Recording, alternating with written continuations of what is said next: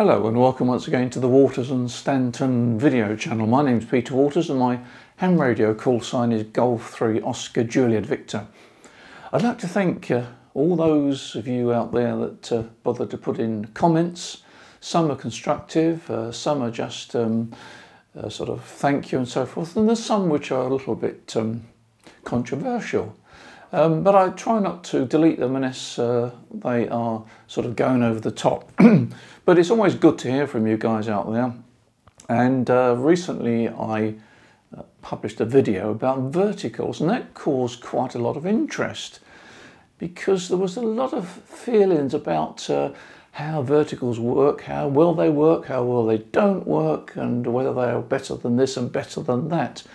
And this really was sparked off because I said that I'd been using a vertical for many years, and I'd also had a horizontal wire, dipole, whatever in the air, and that I was never convinced that the vertical was performing as well as it should be. And interestingly enough, a lot of you had the same feeling. Yes, we've got the same feeling. Now, these are primarily verticals in domestic situations, and I think that really is the clue. The clue is that a vertical in a domestic situation doesn't work quite as you would wish it would, or in fact would believe that it should work. Over the years, I've used verticals in several gardens, and I've always had a horizontal antenna up. Very often it's been a dipole, sometimes it's been, well in more recent times it's been an end-fed half-wave, and I've always been able to switch between the two because I believe that there's times when the vertical would be better than the horizontal wire. Well, in actual fact it's turned out that I would have hoped the vertical would have been better than a horizontal wire, but it rarely is. Now we know that vertical antennas will give a low angle of radiation. We've seen it in the textbooks and we can model it, so we know that a vertical antenna will give a low angle of radiation, which is great for DX. We also know that a low horizontal wire gives higher angle radiation, not so good for DX, but certainly good for shorter distances. Say on 20 metres, we could work around Europe quite easily with a wire that's around about 7 metres above ground, no problem at all. And in fact, you can actually work quite well in Europe with wires even lower. So we know that basically a low horizontal wire is going to give high angle radiation, and a vertical antenna is going to give low angle radiation. Now that means to say that if we're listening to a station from, say, let's take the extreme, Australia. If we listen to a station from Australia, if we go from the horizontal wire to the vertical, we'd expect the station to be significantly stronger because that antenna is favouring the low angle of radiation, that signal coming in. But time and time again, it doesn't seem to work that way. And in fact, this is quite the reverse. A number of times recently, I've been listening on 20 metres. There's been short skip. When I say short skip, let me tell you, I'm located in the south of England. This is for those that are overseas. I'm located in the south of England, and I can often hear, say, Scottish stations, which are around about 400 miles away. Now that's fairly short skip. High angle arrival of signals, you would think, and therefore you would expect that those signals will be much stronger on a horizontal wire. Now, only a few days ago I had proof of that once again. I was listening on 20 metres in the evening, there was high angle radiation, and the signal on the vertical from Scotland was around about 2 S points better than it was on the horizontal wire. Let me just play you just a snippet of the QSO that I was listening to. 2 Echo 0 Hotel Lima Victor, thanks for the call. You're 5 and 9, Roger. Thank you very much, Christian. The name is Ross, Romeo, Oscar, Sierra, Sierra, and QTH is near to Glasgow, QSL. Well, interesting. 2 S points better on a vertical on 20 metres with a station just 400 miles away than what that station was on a horizontal wire at around about 7 metres above ground. And I really can't explain that one. It's possible that there is a null at the end of the half wave, and that was causing it, but it is a bit of a mystery because the difference was quite marked. But the only plausible explanation I can think of is that there was a null at the end of the dipole, and it would make sense because the dipole does run predominantly north-south. So maybe it's a null. But anyway, it's an interesting phenomenon.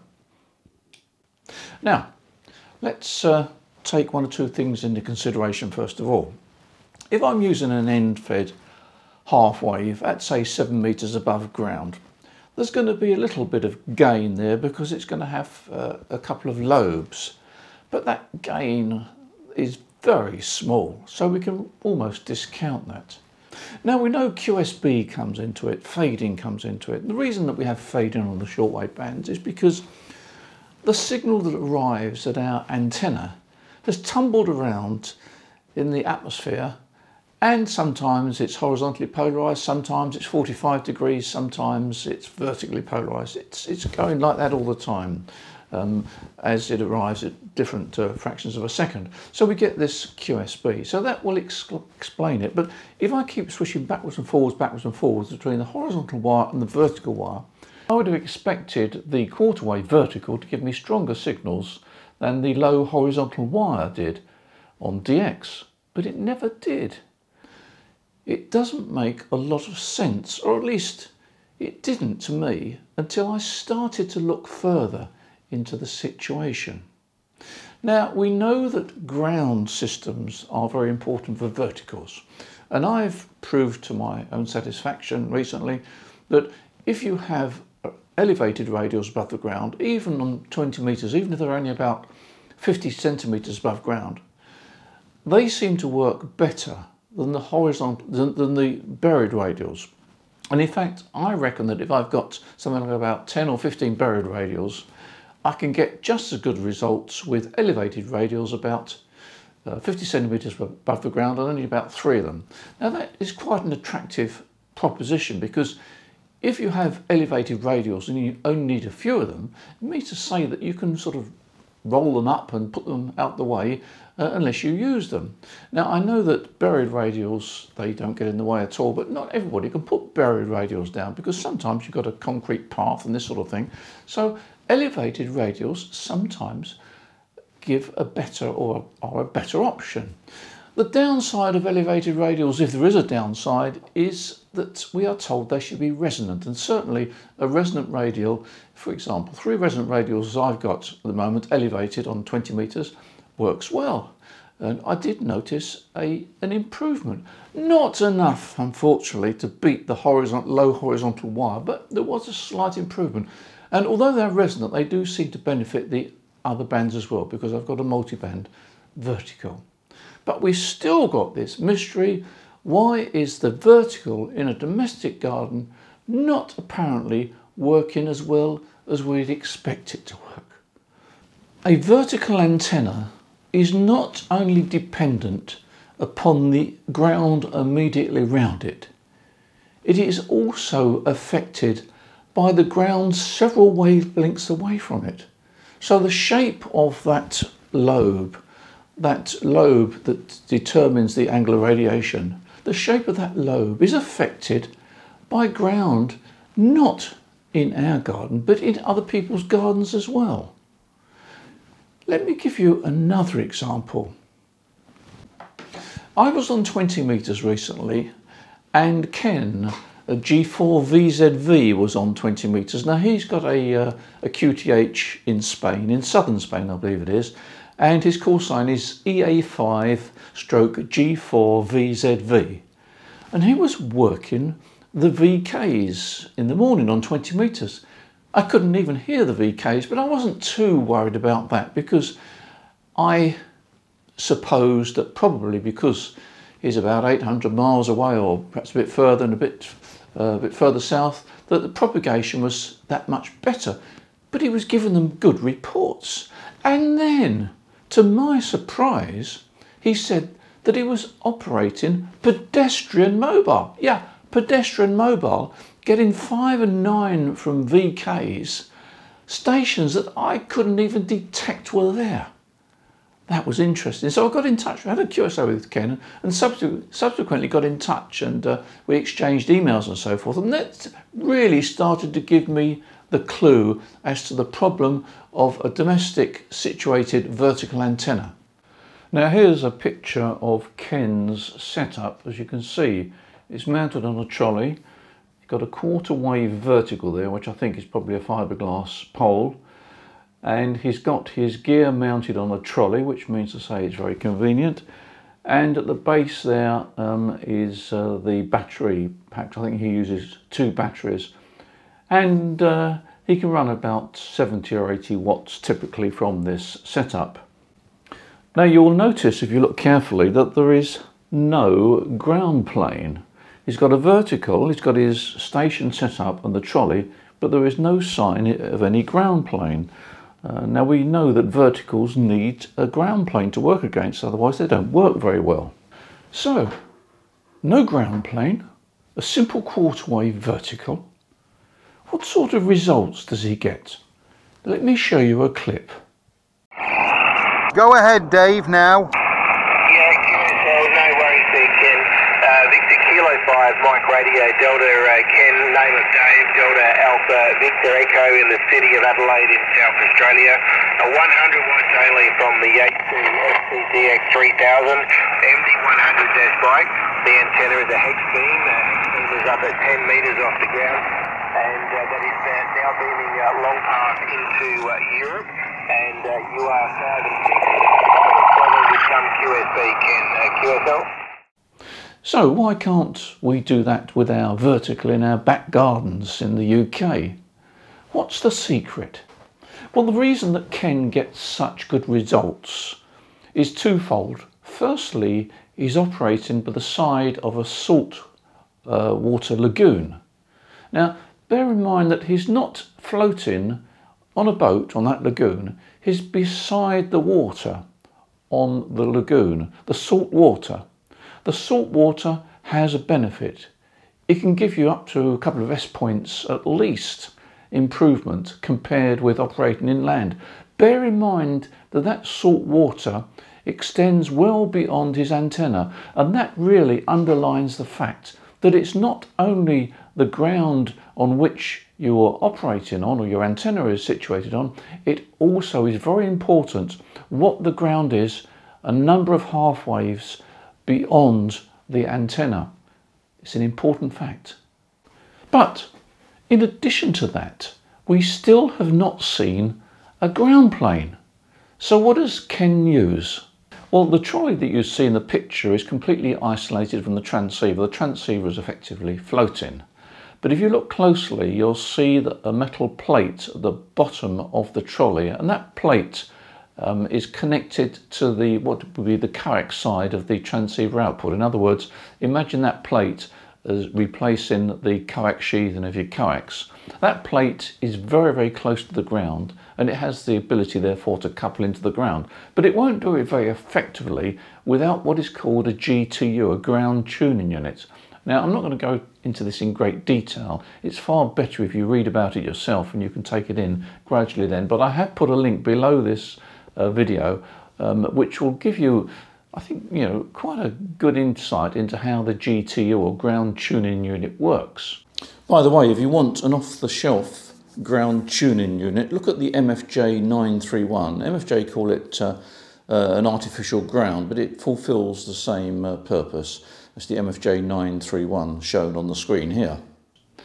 In addition to that, Ken makes use of what is called the Fresnel zone. Now, the Fresnel zone is a zone which is not immediately by the antenna. It's a little way out from the antenna, and it extends quite extensively. And this Fresnel zone has the ability to reinforce the signal. In other words, it reflects back up. The direct signal is reinforced by reflection from the Fresnel zone. Again, quite a complex subject, but you really don't need to know too much about it other than the fact it exists. Now, one of the finest Fresnel zones, or reflective surfaces if you like, is salt water. And that is one of the reasons that Ken has such good results. The signal is being reinforced by the salt water. The area that's important is one that extends quite a few wavelengths beyond where the antenna is located, and he uses a ground tuning unit. Now all this is leading up to why a vertical antenna in a domestic situation may not work nearly as well as you would wish it to. Clearly we can't put a bowl of salt water on the ground and expect it to have any effect. No, we haven't got a ground that is particularly good. But if we take into account that the ground is not only the ground around the antenna, it's the ground a number of wavelengths beyond the antenna, that is where the problem lies. Because in a domestic situation, yeah, you've got trees, you've got shrubs, but you've also got buildings, you've got masses of concrete, you've got houses with wiring and so forth. And that really is the problem in a domestic situation.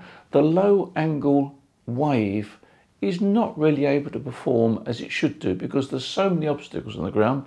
The Fresnel zone is no good because it's a mass of concrete, you've got all sorts of structures. So what actually happens in a domestic situation is you lose all the advantages that might be available for a vertical antenna to radiate properly.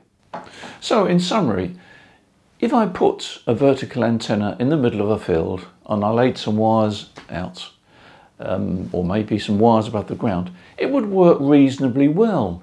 Its radiation pattern would be what I expected. It wouldn't be as good as Ken's because I wouldn't have that lovely Fresnel zone of the salt water, but it would work better than in my back garden. The vertical antenna is a great antenna, but it's even better when it can see lots of sky and there's a lot of open space around it. And it's even better if you put it in the middle of a load of seawater. Now here's an idea.